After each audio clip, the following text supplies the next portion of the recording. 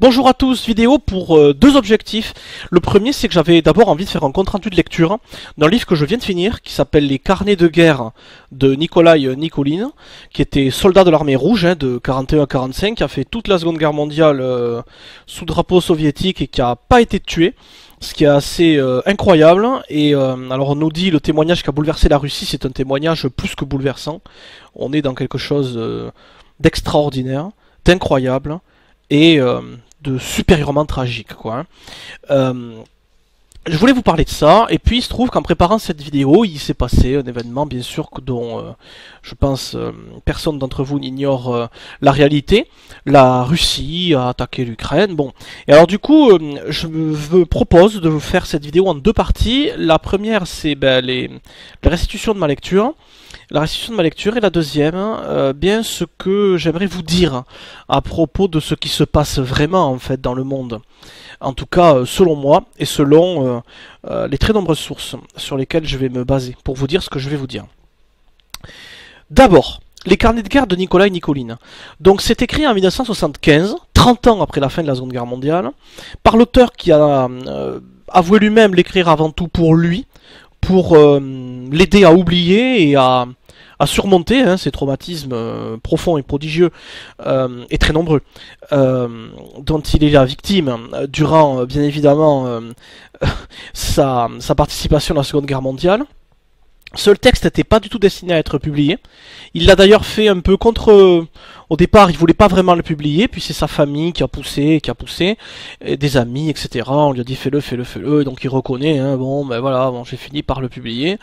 Bon, mais c'était avant tout quelque chose de personnel, et ce sera publié en 2007, donc après l'effondrement de l'URSS. Ce qui est important parce que ce livre, du coup, n'a pas subi la censure du régime soviétique. Et ça, c'est proprement rare. Très peu de témoignages de soldats soviétiques nous sont parvenus. Donc, bon, ben, ce pauvre type à 17 ans, si je me trompe pas, est engagé dans l'armée rouge parce que l'Allemagne attaque. Donc, il vit à Leningrad. Il est engagé dans l'urgence. À cette époque-là, les pertes russes soviétiques en général sont prodigieusement élevées, effroyables. Des centaines de milliers de soldats sont tués ou prisonniers presque tous les 15 jours. Enfin, c'est quelque chose d'épouvantable. Donc lui, il est pris dans cette tourmente à Leningrad. Il racontera que dès le début, il était jeune, fébrile, sans aucune connaissance de la guerre, absolument pas débrouillard. Vraiment, il avait l'impression de sortir du berceau, quoi. Et on le plonge dans cette armée.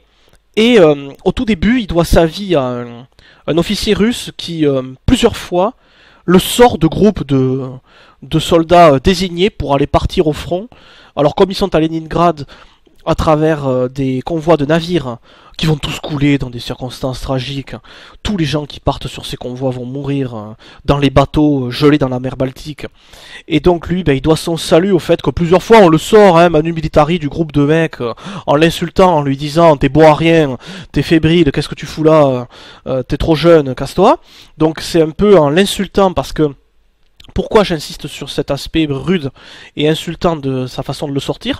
C'est parce qu'en fait, le système soviétique à l'époque est encadré par des commissaires politiques qui ont pour consigne de croire en la victoire malgré toute réalité objective de la situation précise du moment où ils se trouvent, et donc d'envoyer les gens à la mort comme ça, et dès que quelqu'un essaie de dire attendez, c'est des enfants, attendez, on va peut-être mourir, on nous tire dessus, voilà, faudrait peut-être s'y prendre autrement, quoi. Tout de suite on est abattu dans le pire des cas, et dans le, je sais pas, dans le meilleur des cas peut-être, parce que dans l'autre cas, de toute façon, on est envoyé au front en première ligne avec les mecs censés partir. Donc les commissaires soviétiques font régner la terreur. Et donc, finalement, l'officier qui le sauve d'une mort certaine, parce qu'il est trop jeune et trop fébrile pour aller servir à quoi que ce soit d'autre qu'aller mourir, est obligé de le faire sous le regard du commissaire soviétique, donc en insultant ce mec bon à rien qui va plus se gêner qu'autre chose. Ça, le commissaire soviétique dit, mais bien sûr. Voilà. Donc, c'est ça, la Russie de l'époque. Donc, cette personne-là, ensuite, elle est envoyée avant que le siège de Leningrad ne se forme. Vous savez que le siège de Leningrad va durer plus de 800 jours, va faire plus d'1 million de morts, va être un des épisodes les plus effroyables de la Seconde Guerre mondiale et donc de l'histoire finalement de tous les temps. Il est envoyé en dehors de Leningrad dans un régiment d'artillerie qu'il aura d'ailleurs bien du mal à trouver, pour servir comme opérateur radio d'un régiment d'artillerie. C'est une situation qui va évidemment participer à sa survie de la guerre. Il ne fera pas ça de toute la guerre. Il sera envoyé en première ligne, il sera au front, il combattra, mais pas tout le temps. Son poste, j'allais dire, principal durant la guerre, c'est opérateur d'artillerie d'un régiment d'artillerie, et donc il est légèrement en arrière, et il voit passer les vagues de pauvres mecs qu'on envoie à la mort face aux Allemands, pour essayer de rompre l'encerclement de Leningrad pendant des mois et des mois, au début de la guerre, une fois que l'encerclement sera fortifié. Et lui, il est près d'une ville qu'on appelle Pogostier. Pogostier qui est sur le front nord, donc russe, entre les Russes et les Allemands, pas très loin de l'endroit où les troupes sont encerclées à Leningrad, d'où le fait qu'on envoie des vagues et des vagues et des vagues d'hommes pour essayer de briser les lignes allemandes, pour essayer de sauver l'encerclement de Leningrad. Vagues qui se solderont par des échecs successifs et très nombreux. Il raconte que lui du coup il coordonne les tirs qui appuient une partie de ses offensives. Il raconte qu'il voit passer des centaines de milliers d'hommes en fait. Envoyer une mort certaine, que c'est quelque chose de bouleversant, d'effroyable, qu'il en est profondément traumatisé, et que il voit s'amonceler en fait de véritables collines de cadavres, c'est quand même quelque chose d'inouï, entre les positions russes et les positions allemandes, liées à ces vagues massives de Russes envoyés, et des amoncellements prodigieusement importants qui perdureront des années à cet endroit. Lui, du coup, il va nous raconter les galères totales dans lesquelles il va se retrouver. Évidemment, on est en Russie, on est au nord de la Russie, on est dans la guerre contre l'Allemagne, donc cet homme va subir d'effroyables pénuries alimentaires, racontant au passage qu'à l'arrière tout le monde se sert. Évidemment, le système soviétique est une corruption généralisée qui fait que tout le monde se sert en arrière et que les rations prévues pour les hommes comme lui au front ou juste à côté en fait n'arrivent pas ou très peu ou en très petite quantité ou les plus mauvaises. Il va souffrir du froid extrêmement intense, des maladies liées à des conditions terribles à tous les niveaux, des difficultés d'hygiène graves, impossible de se laver, donc en fait il va se développer évidemment des parasites très nombreux. Il raconte qu'il est envahi par les poux, qu'il peut compter sur lui à tout endroit. Il y en a partout. Il va se retrouver tellement pris de froid que il va avoir des gelures très graves, beaucoup de membres. Il racontera une anecdote où il est obligé de rester dans un trou non à l'abri du vent pendant un nombre d'heures dont il ne sait même pas lui-même, sans trop pouvoir bouger, et donc en fait ses doigts exposés au vent vont s'effriter, ses ongles vont tomber, et plus tard ses ongles repousseront, mais avec le froid, les maladies, le manque de vitamines, le manque d'hygiène, flétris et d'un aspect extrêmement bizarre.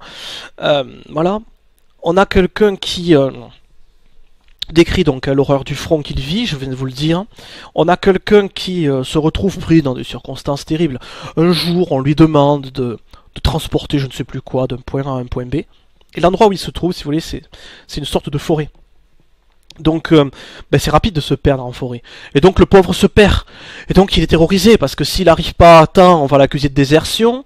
Peut-être même qu'on va l'accuser d'avoir été renvoyé comme agent de l'ennemi après être retourné par les Allemands. Une espèce de paranoïa générale du système soviétique à l'époque. Donc il est terrorisé en fait. Il cherche à aller là où on lui a demandé. Il sait plus où il est. Il cherche à revenir là d'où il est parti. Au moins dire je me suis perdu, désolé. Il espère qu'on va le croire et pas le fusiller ou l'envoyer à une unité de première ligne pour trahison. Et il tombe nez à nez avec un soldat allemand qui est dans une condition pire que la sienne. Un pauvre type qui transporte des bidons, qui à sa simple vue se terrifie, se gèle sur place, lève les mains fébrilement, absolument glacé. Quelqu'un qui est enveloppé de tissu dans des conditions tragiques. Il comprend que la personne qu'il a en face de lui est peut-être même plus jeune que lui. Alors qu'il a peut-être là, à cette époque, je vous raconte ça, 18 ou voilà, 19 ans. Donc lui, il prend très doucement son arme, il raconte que si l'autre avait fait le moindre geste, peut-être que c'est lui qui aurait levé les mains. Enfin, on est face à deux hommes perdus dans la forêt, glacés. Donc il transportera ce prisonnier qui ne va faire aucune résistance. Et dans les lignes russes, on l'accueillera avec gloire, en lui disant bravo camarade, t'as fait un prisonnier. Il racontera dans un petit passage bouleversant, voilà comment on devient un héros. En fait, sur le coup, on lui a pardonné le fait de ne pas avoir trouvé. Voilà, on va lui donner double ration et lui dire bravo, ça fait des semaines que le commandement essaie de faire un prisonnier dans cette région. t'es le premier à y arriver, bravo. Voilà. Donc la situation humaine de cet homme est terrible. Euh, il a les pires difficultés pour survivre. Il y parvient tout de même. Il sera à plusieurs reprises envoyé au front. Et il va être blessé durant la guerre à 4 reprises.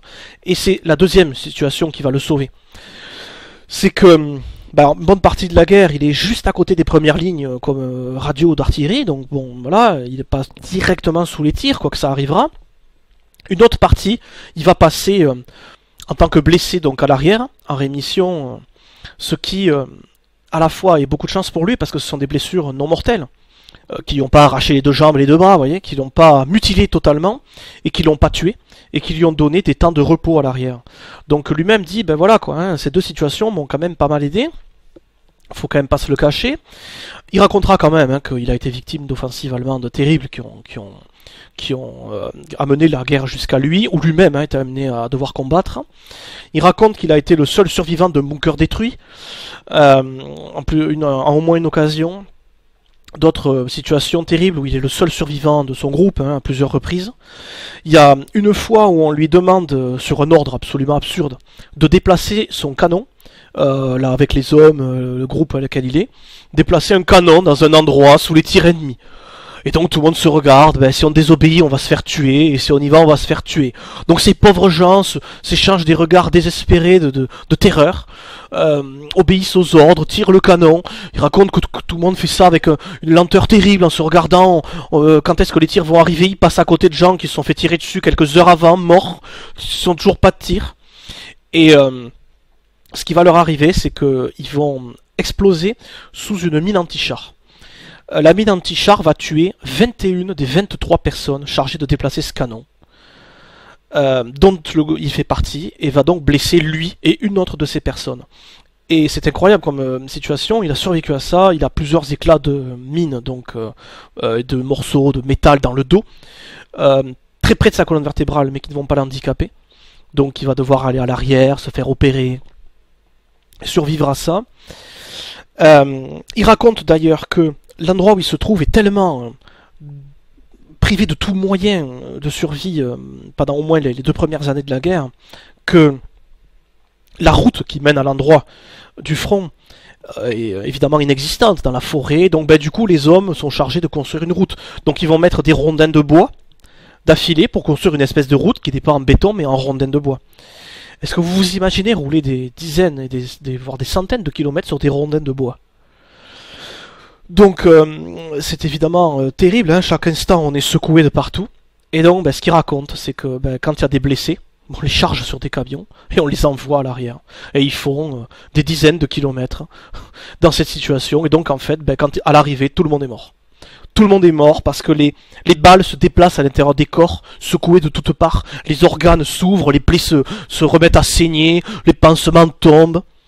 Et donc ben, dans cette situation-là, la plupart des blessés meurent. C'est très rare ceux qui survivent. En tout cas, il faut qu'ils aient pas des blessures trop graves et que le transport, ben, chanceusement, ne les ait pas achevés. Donc, en tout cas, ce sera son cas. Et il va nous raconter qu'ensuite, vous savez que la guerre, au bout d'un moment, bon, ben, les Russes vont reprendre du terrain. Donc, l'endroit où lui se trouve ne sera pas directement gagné en tant que militairement, mais c'est plutôt les Allemands qui vont abandonner. Hein, il y a des victoires russes plutôt au sud. Donc, au bout d'un moment, les Allemands abandonnent les positions. Donc, bon, ben, ils vont prendre les positions abandonnées. Il y a des combats d'arrière-garde, des mines, des pièges. Voilà. Bon, il va s'en sortir de ça. Il libérera des villes, etc. Ce qui est intéressant, c'est sa description du système soviétique sur laquelle j'ai déjà donné pas mal d'aspects terribles. C'est que pour lui, en fait, ce système est destructeur de toute bonté humaine. Et c'est une espèce de sélection naturelle dans le sens inverse de l'intelligence. Pourquoi? Parce que ben, dès que quelqu'un projette d'agir avec intelligence, de pas se jeter en vague humaine face à des positions fortifiées par l'ennemi, peut-être on pourrait réfléchir, peut-être on... Ben, immédiatement, cette personne-là est victime du système. Elle est placée comme manque de patriotisme en avant pour les hommes, ou exécutée, voilà, ou envoyée au déminage, enfin, un rôle qui la tuera rapidement. Donc, ça, c'est quand même une chose qui frappe. Et donc, il dit finalement, il ne restait plus que, à l'arrière, les planqués, en rouage du système, les cruels, les gros saligots qui pensent qu'à eux-mêmes, les dénués d'empathie. Et tous les hommes bons sont morts. Tous les hommes dotés d'intelligence et de bon sens sont obligés de se taire à jamais ou sont morts. Donc c'est ça un peu qui frappe et qui fait très très peur. La pauvre Russie à cette époque, les nations plongées dans ce système ont vécu l'enfer. Et en plus de ça, elles sont attaquées par le système politique le plus abject de l'histoire. Oui. Donc vraiment, on se demande qu'est-ce qui a pu être pire que le sort de ce pauvre type. À 17 ans, il est pour rien. Il est là, d'un seul coup, il y a une guerre dont il ne maîtrise rien, qui le plonge dans un univers effroyable. Il va raconter à la fin de la guerre, quand les Russes, vous savez, vont libérer la Pologne, puis l'Allemagne, j'ai parlé notamment de la chute de Berlin dans une autre vidéo. Il va raconter un petit peu, lui, des anecdotes qu'il a vécues personnellement. Et donc, il y a plusieurs choses qui sont horribles. Je vais pas toutes vous les raconter, au moins quelques-unes. La première, c'est qu'il décrit la situation de la Pologne et de l'Allemagne, une fois libérée par les Russes, c'est un peu le chaos. Et donc, ce qui va se présenter, ce sont des sortes de groupes de bandits, de soldats, déserteurs de différentes armées, qui vont se retrouver comme ça en groupe de pillage, d'aller de ville en ville, en échappant à l'armée russe, pour faire des systèmes de troc de toutes sortes, de pillage, de viol, de vente d'humains, etc. Il raconte que l'une de ces bandes a échappé à l'armée russe pendant très longtemps, et qu'elle était dirigée par un déserteur russe et un déserteur SS, qui s'étaient associés, et qui passaient le pays au pillage, et voilà. Donc on a une espèce de retour comme ça à des bandes organisées mafieuses. Lui va raconter qu'il a été pris dans des combats comme ça, même une fois que la guerre est finie. Il va être pris dans un combat attaqué par une espèce de bande de pillards, et il se rappelle avoir pensé, mais c'est pas possible, j'ai survécu à la guerre et je vais mourir là dans une espèce de maison pourrie dans une ville que je connais pas, alors que ça fait des semaines que la guerre est finie, parce que des groupes de pillards veulent voler les provisions de mon groupe de soldats. Enfin, c'est effroyable. Bon, il s'en sortira, finalement il y aura que quelques blessés légers dans son groupe, donc plus de peur que de mal. Mais enfin, ils sont pas passés loin de problèmes plus graves. Il va raconter que en Allemagne, à un moment donné, il est affecté donc dans une espèce d'endroit, une ville, je sais plus où, pendant quelques jours, une dizaine de jours, c'est important. Et il se trouve que il y a des femmes allemandes donc, qui vont être victimes, j'en ai parlé dans ma vidéo sur Berlin, de viols et de sévices effroyables de la part des soldats de l'armée rouge. Et lui, alors bon, il faut le croire, peut-être qu'il nous ment, mais j'en ai pas l'impression. C'est quelqu'un, je pense, qui a pas non plus énormément d'expérience dans les choses de l'amour, et qui est respectueux en fait, et qui veut pas violer les femmes, qui veut pas faire ce genre de choses. Et donc, ce qui se passe, c'est que un soldat camarade à lui amène une femme dans un endroit du bunker où ils sont, avec plusieurs pièces, etc. Une femme qu'il a mis dans un sac, il lui jette la femme allemande, et il lui dit voilà, régale-toi, et il l'enferme dans cette pièce avec la femme pendant une douzaine d'heures. Donc lui peut pas sortir, cette femme est terrorisée, un peu comme si, voilà, allez, comme ça au moins on t'a envoyé comme nous... toi aussi, t'es un violeur d'allemande, etc. Et donc lui, il raconte qu'il va pas toucher à cette allemande, qu'il va au bout d'un moment comprendre que bon, ce russe lui veut pas de mal, même si elle pleurera beaucoup, qu'elle est choquée, qu'elle est traumatisée. Ils passeront la nuit côte à côte sans faire quoi que ce soit, et en fait ça va profondément toucher cette femme allemande, et le lendemain, soir, donc évidemment le lendemain quand la femme est libérée, hein, le lendemain soir, le père, qui est toujours vivant, ou le grand-père d'ailleurs, je crois que c'est plutôt le grand-père, parce que quelqu'un d'assez âgé, ça paraît peu crédible qu'un Allemand soit toujours vivant en âge d'être père à cette époque, hein, à cet endroit-là. Donc l'amène avec cette fille, et essaie de lui faire comprendre que il aimerait qu'il la protège. Parce qu'il veut pas de mal, lui. Donc il lui donne en échange des bouteilles d'alcool, etc. Bon. Donc il racontera qu'ils ont une dizaine de fois passé la bouteille d'alcool d'un bout de table à l'autre, parce que bon, ils sont polis tous les deux, finalement, il dit bon, j'ai accepté, et j'ai gardé l'alcool, et pendant une dizaine de jours, il va protéger cette femme. Cette femme qui au bout d'un moment lui fera d'ailleurs des avances, et lui dira après tout, si tu veux, voilà. Donc lui il dira non, Et il nous dira avec beaucoup de regrets que finalement, Bob il a été obligé de partir, qu'il a été obligé d'abandonner cette femme. Et que des semaines plus tard, il se retrouve pris dans une espèce de course, il doit livrer je ne sais pas quoi, je ne sais pas où.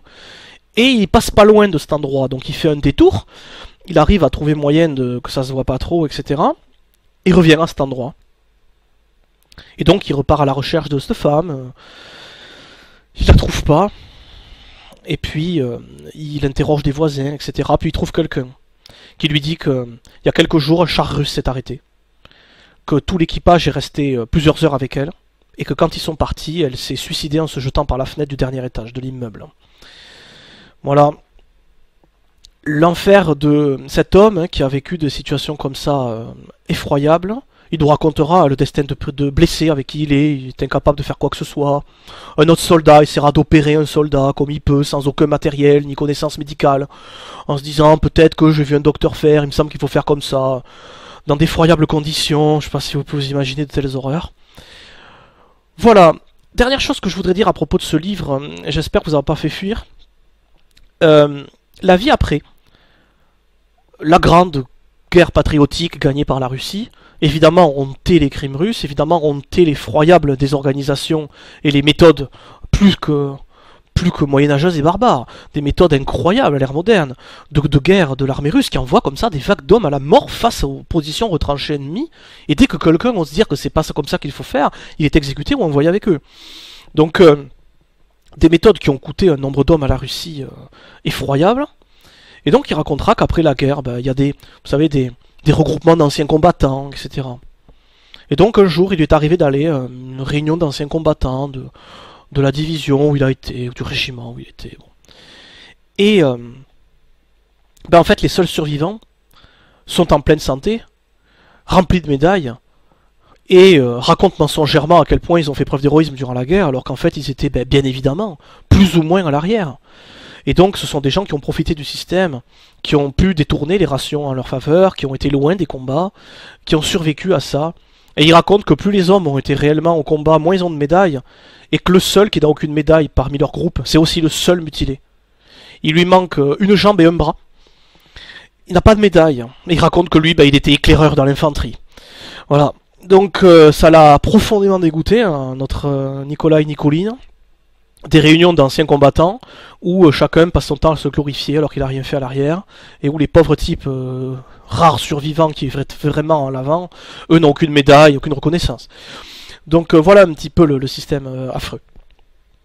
Je vous invite à le lire. Dernière chose sur le style, c'est écrit en partie relativement brève, et ça soutient pas mal la lecture. C'est pas forcément non plus du tout écrit chronologiquement. C'est un peu... il se rappelle de ça, et il se rappelle de ça. Alors, ça commence quand même au début de la guerre, ça finit à la fin de la guerre, mais certains passages sont un peu dispersés. Certaines anecdotes sont transversales. Des fois, il nous raconte l'histoire d'un camarade à lui. Alors, elle dure un an, c'est 4-5 pages, quelques éléments importants, comment cette personne mourra, comment cette personne a fait pour que il ne le revoie plus jamais, qu'est-ce qui s'est passé. Donc, c'est un peu décousu, par bref passage, donc ça soutient pas mal la lecture, hein, vous savez, c'est un peu les conseils des grands voyages. Vous savez, quand des fois je vois des gens qui me disent mais comment t'arrives à lire autant de livres? Vous allez le voir dans la deuxième partie de la vidéo, j'ai je sais pas 30 livres avec moi, je vais vous les présenter un instant comme ça, pour appuyer mon propos. Comment t'arrives à lire autant? Vous savez, quand les gens considèrent, vous voyez, comment on arrive à aller à pied à Moscou, je veux dire, on n'y va pas, personne ne se lève en disant je vais tout de suite à Moscou. Par contre, on se lève en changeant de pièce de son appartement, on se lève en changeant de rue dans son quartier, on se lève en changeant de quartier dans sa ville, on se lève en... Vous voyez? Et puis bon, au bout d'un moment, on est allé à Moscou, quoi. Donc c'est pareil, quand on lit 4 pages en attendant le chapitre suivant, c'est beaucoup moins fondamentalement déroutant. Vous voyez, on se décourage moins face à la tâche que si on entreprend un texte de 800 pages méthodiquement, vous voyez, d'un bout à l'autre, sans structure, sans coupure. Vous voyez, même moi je vais poser le livre, hein, alors que pourtant je suis endurci, j'adore lire, j'ai lu, je sais pas, des centaines de livres dans ma vie, hein. Donc je sais pas si j'ai atteint des milliers, en tout cas j'ai lu plus que lu et relu. Bon, en tout cas, voilà, moi-même, je suis pas non plus fou, quoi, hein, je vais pas lire un truc de 800 pages sans coupure. Bref, ce livre est bien écrit, ce livre est effroyable, ce livre est un témoignage de la réalité de cette époque vécue, Et ce livre vaut vraiment le détour. Si je vais vous dire une dernière chose qui me revient tout de suite, qui est quand même quelque chose que je vais vous dire pour ceux qui ont écouté mes vidéos sur Berlin, qui s'intéressent un peu plus à la guerre. Brève anecdote. Il lui est arrivé de croiser le passage de Zhukov. Bon, Zhukov, c'est le plus grand maréchal russe, vous savez, c'est le vainqueur de Moscou, c'est le vainqueur des Japonais avant. Bon, à la fin de la guerre, un petit peu avant que Berlin soit pris, sur une route où il y a une artère de passage de convois militaires russes, d'un seul coup le convoi de Zhukov, c'est le plus illustre des maréchaux russes, donc là on a des dizaines et des dizaines de véhicules armés qui escortent Zhukov, c'est quelque chose de sérieux. Et il raconte que cette anecdote lui est parvenue, qu'il en a vu une partie, bon. En gros, il y a un homme au volant d'un camion de ravitaillement de munitions qui roule à fond et qui double le convoi de sécurité de Zhukov sur la route principale. Donc Zhukov dit à ses hommes, il ose doubler mon convoi comme l'amène. Donc bon, ben, ce camion est rattrapé, le chauffeur lui est amené, et Zhukov lui dit alors mon salaud, t'as osé me doubler? Et l'homme dit mais maréchal, il y a des urgences au front, il faut que je ramène des munitions, les hommes meurent. Ah ouais, toi, tu oses me doubler. Et donc Zhukov apparemment aurait dit aux hommes autour, hein, ça lui a été rapporté, tabassez-le, pissez-lui dessus et abandonnez-le dans la nature. Pour vous donner une idée de, voilà, la rudesse du personnage, si cette anecdote est juste. Zhukov reprend sa route, et une fois la route prise, les hommes qui ont reçu cet ordre auraient dit au conducteur du camion, traumatisé par ce qui vient que c'est en train de lui arriver, bon, casse-toi, qu'on te revoit plus, quoi. Donc il aurait épargné le commandement de sa tragique destinée par Zhukov. Bref, voilà un petit peu la rudesse de cette guerre et de ce côté soviétique. Maintenant, une petite demi-heure déjà en ma compagnie, probablement vous serez partis d'ici là, bref. Donc je vais vous livrer, aujourd'hui, en deuxième partie de vidéo, ce que je crois être vrai de la réalité du monde et de du contexte de cette guerre entre la Russie et l'Ukraine. Et je crois que c'est mon devoir de faire ça parce que c'est terrible comme je vois la plupart des gens autour de moi boire ce qu'on leur dit, vous savez, sans se poser plus de questions que ça. Et ne pas comprendre finalement que, je vais vous le montrer avant ça, dans l'ordre, ne pas comprendre finalement que l'opinion en fait ça se